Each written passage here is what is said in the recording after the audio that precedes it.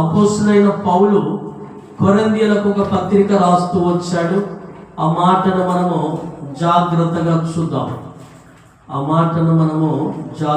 చూద్దాం. మొదటి కొరింథీయులకు రాసిన పత్రిక మరి 13వ అధ్యాయానికి రండి.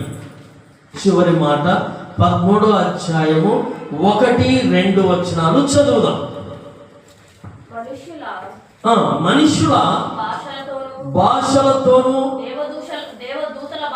దేవదూతల భాషలతోనూ నేను మాట్లాడినను ప్రేమ లేని వాడనైతే మ్రోగడి కంచును గనగనలాడు తాళము వలె యుండును.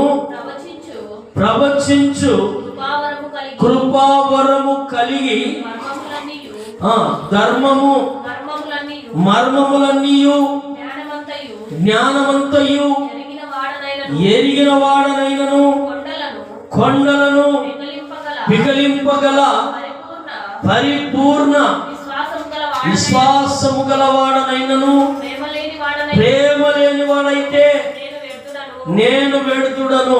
బాగా వినండి.